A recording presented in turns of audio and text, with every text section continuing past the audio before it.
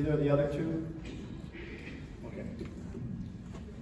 Well, I'm going to go back to why is Musk being allowed to do this? He's not been confirmed, he's not been anything, and Doge, or whatever you want to call it, has never been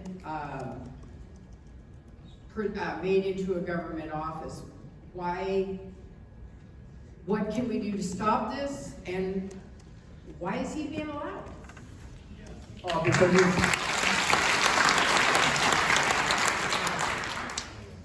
I'm not defending it, but a president can certainly say, hey, a group of civilians, go set up a commission and give me some advice. That can be done. It's not, but the thing that muddies the waters here is it's being treated like it's an official part of the government, and that he has some actual governmental authority, which he does not. And to the degree that he's walked in, and earlier I was doing a town hall with Val, and she was saying like the folks on his team came in, were taking over the Office of Personnel Management. Well, there's no one associated with him should be able to take over a damn thing because he's not even part of the government. So he can certainly be a friend of the president, he can be an advisor to the president, but if he's nominated for anything, I'll certainly be voting no. Amen. And can I just add one thing?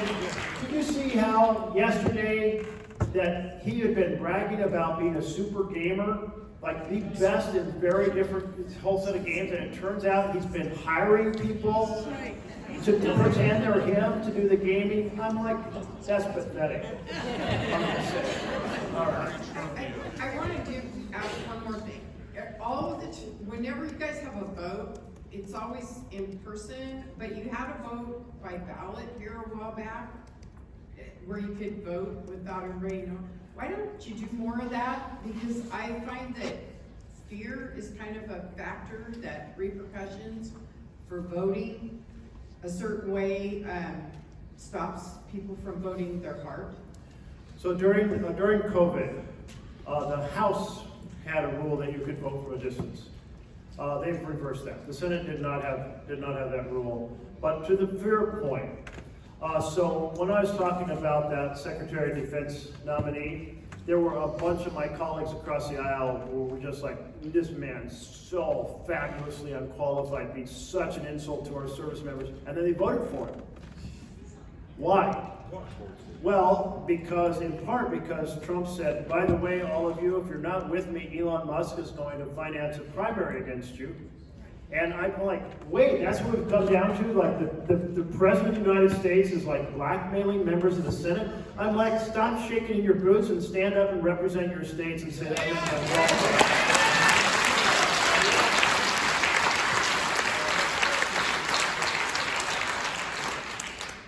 So 211, 160, and 157? Yeah.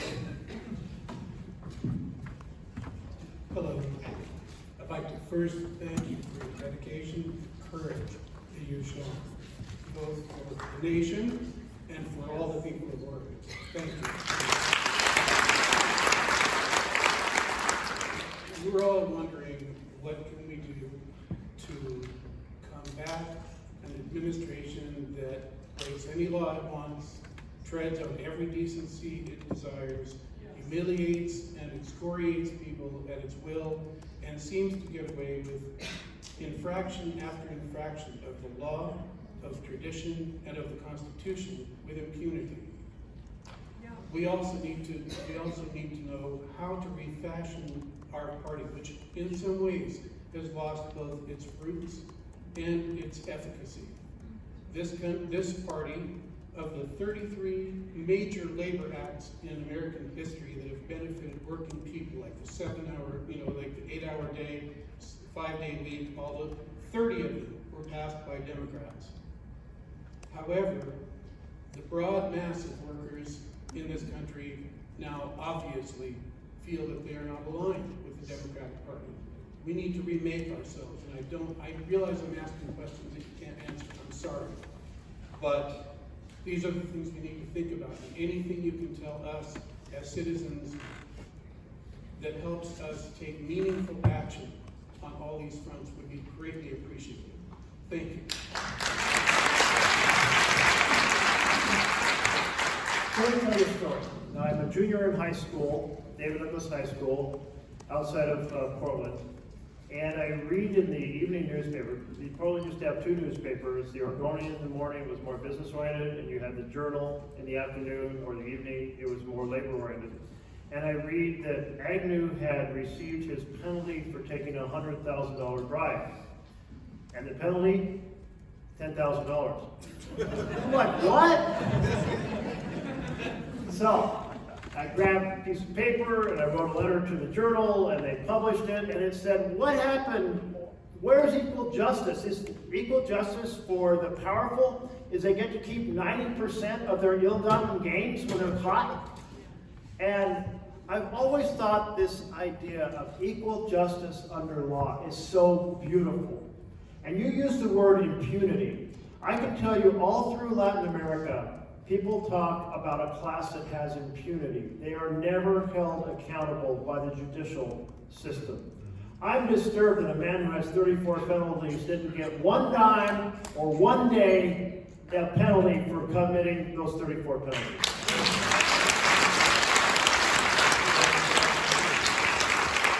So,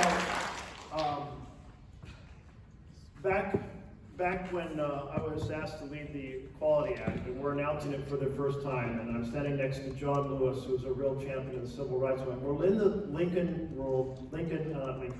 LBJ room, and as you look out over the top of the row of cameras, and from one side of the room to the other, you can look out the window and see the Supreme Court. Carved into the facade above those pillars, it says equal justice under law. If you have impunity, it means you now have a class that does not have equal justice under law. We have to strive to restore that. The current circumstances drive cynicism. It's unfair that some youth gets locked up for a year for stealing, a loaf of bread, and a powerful person can commit multiple felonies and be convicted and never see a penalty. So this is deeply disturbing. You asked other questions. I'm not here to talk about the Republican Party or the Democratic Party. I do want to remind people that each party has made major contributions in a powerful way to our country. The Republican Party was founded on civil rights for every American and led the fight for civil rights to be extended to minorities in the South when people were under huge oppression. That was a huge contribution to our nation. And the Democrats in the Great Depression said we need to have programs that help people get on their feet so they can thrive. My mother came from extraordinary poverty in Kansas during the Great Depression. Her mother died when she was 7. She had 3 younger siblings. Her father supported the family by growing food, canning it, making home brew, and playing penny ante poker, and he was pretty damn good at it. And then a generation later, from extreme poverty, her son is in the U.S. Senate. That's what opportunity should look like for the United States of America, that every child has the opportunity to thrive.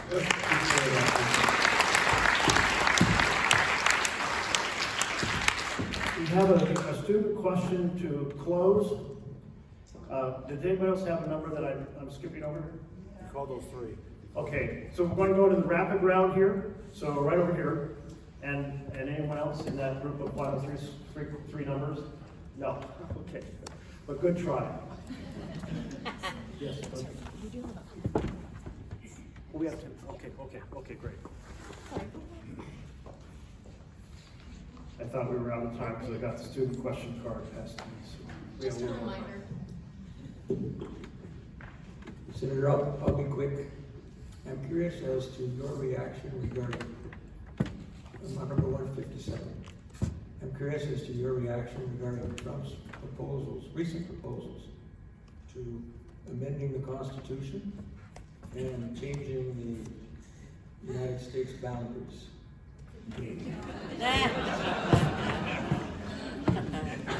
Okay, well, first you refer to amending the Constitution. Are you referring to his birthright citizenship question? Yes, and his 3rd term presidential possibility. Oh, 3rd term possibility, okay. hours after taking the oath, and I was about 15 feet away from him when he was taking the oath of office, there under the rotunda. He proceeds to say there's no such thing as birthright citizen. He just took the oath of the Constitution. It's right there in the 14th Amendment. So he'll know that's not going to happen. No. There's not going to be an amendment that changes that. An amendment has to get 2/3 of both chambers plus 3/4 of the state. I don't think Americans want to do away with birthright citizenship. So that's the first one of those. You said there was a second constitutional issue. What was this? Third term. Oh, well, this is actually this is kind of interesting and maybe disturbing. The Constitution says you cannot run for a third term. It does not say you can't serve a third term. So check out your Constitution. Now, you may think, well, that's just a difference in language, but that difference in language has actually played a significant role. We just had, when Dianne Feinstein died, she was replaced by an appointee who lived in Maryland, not in California, because the Constitution says you have to live in your state to be elected. It doesn't say you have to live in your state to serve. So this is something we may actually have to wrestle with. And so that probably is not the news you wanted on that score. And then in terms of when you said boundaries, I assume you're talking about Panama Canal and Greenland? Or Canada, we're going to take Canada. I feel like do not get distracted by those issues. Let's focus on the fundamentals for families to thrive, the quality of opportunity, and accelerating the transition to renewables because we're cooking the planet and our generations to follow are really going to suffer. The whole Greenland piece is just a massive distraction. We're not going to go to war over Greenland. The people of Greenland aren't going to, Elon Musk is going to offer them $10 million apiece to vote to become a part of the United States. Or maybe he is going to offer, but they're not going to take that offer. They have their pride about who and what they are and they are talking about independence in Greenland. They have the right to do a referendum under the relationship they have with Denmark, but they kind of have a strong connection there as well. There's so many big issues in the world. Let's not renegotiate the Panama Canal deal and whatever. It's like flooding the zone. Like, how many things have you heard about happen? Like, if you count them up, you've probably heard 100 different significant executive orders affecting different things in a short period of time. And the point is, you can't really concentrate on any one of them because there's 99 others. So we have to focus on the most important things, try to stop the worst things from happening. And occasionally, if there's a good idea, let's make it happen together. For example, during 1 week in his presidency, President Trump said something that I've been fighting for years, which was we, as the country where our taxpayers put more into R&D for drugs than any other country, should get the best price on every drug in the developed world, not the worst price. So I have my team contact Trump's team and say, we got a bill that does exactly that. Let's do it. Let's do it together. Let's make it happen. And then by the end of the week, the pharmaceutical executives met with him and he reversed his position. But intriguingly, at the end of his administration, first time round, he refloated that idea through a proposed rule. And so I'll tell you, if President Trump will stand up and help me fight the pharmaceutical companies and get the best price for Americans, it's way past time that we should quit getting ripped off on the drug prices we're paying.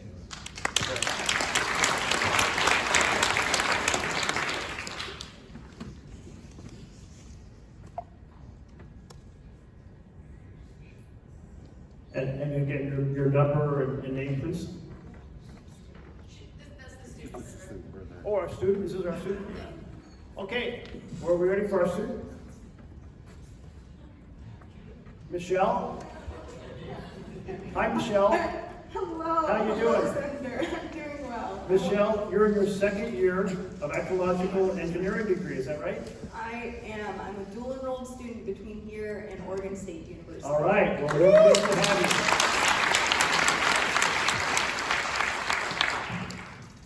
Do you have an easy question for me? We'll see. I really didn't know much about your biography before coming here, and it was heartening to hear that you had come from a timberland, the rural area of Oregon. I grew up here in the Willamette Valley, and my education right now is supported by a desire that I want to work in natural resource management, to work in Oregon and keep this area as beautiful as it's been through my entire life. After the severity of the California wildfires, and as I've been living here and seeing how wildfires have been getting worse and worse, my question is one of management. Right now, federal lands such as BLM are choked and overgrown. As much money that goes towards firefighters, and that money needs to be there. I want to know that there's going to be money put into the management, the thinning, making sure that the timber stands that support our community aren't going to be choked and overrun. If the president was here, I would like to ask him, how are you going to manage it? What are you going to do to prevent the wildfires that make national, international news? But as you're here, I just, I want to know what can be done. Yes.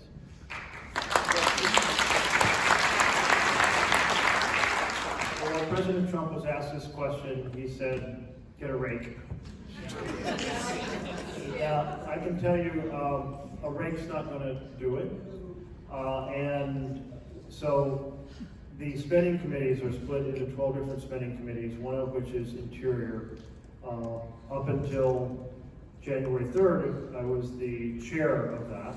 And I've used that to get a ton more money, about a 10-fold increase in money for forest management, because we need to thin our forests. We need to prescribe birds in our forests. We need to do mowing in certain occasions. Different types of forests, the foresters will say everything's different in this type of forest and this slope than it is over in that forest.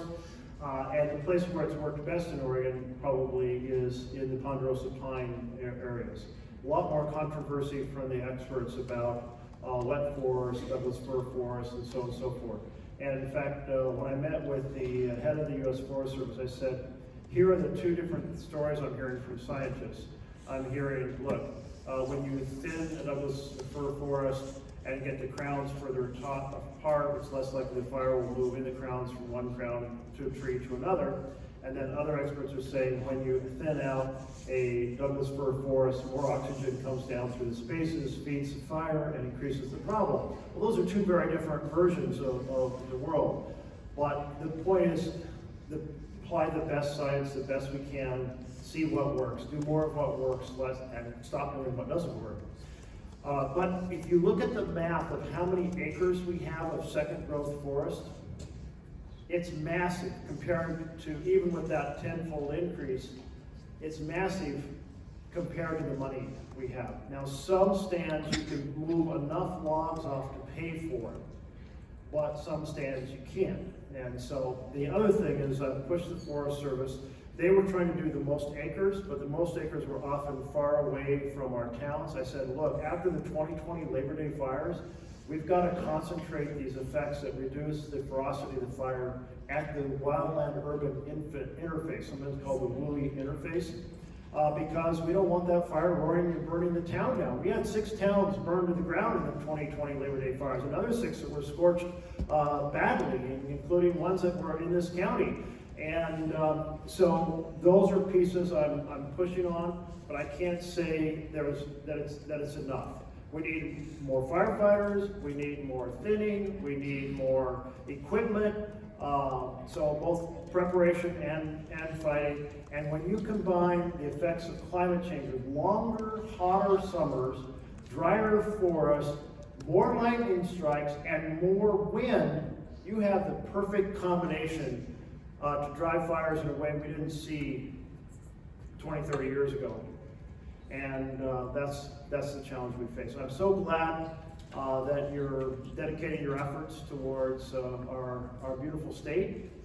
And it's probably a good transition for closing out the conversation here, because I like to close by celebrating our state. And specifically this is my 17th year of going around to every county and holding a town hall like this, learning more. My staff is here, and I want Sophia and Stacy to wave their hands. Sophia and Stacy. You can find them on my website, and they work to take all the things we learn here, and we have a constituent service team, and we have a policy team, so just know you can get in contact with any person. But in those years I've been doing this, I can't believe it's 17th year.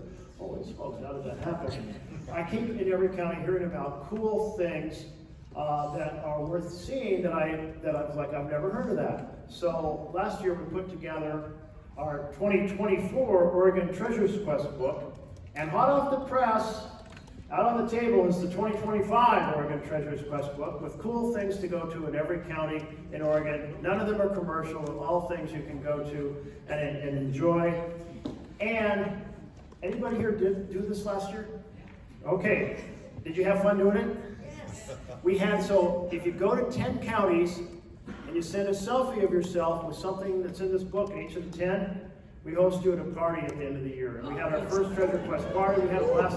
So if you're looking for a way to restore your soul, like we're talking about all these stressful things, anxiety, big, massive challenges with our federal institutions, take a moment, hit the road, and see the extraordinary state we live in. We really live in the best place on the planet. And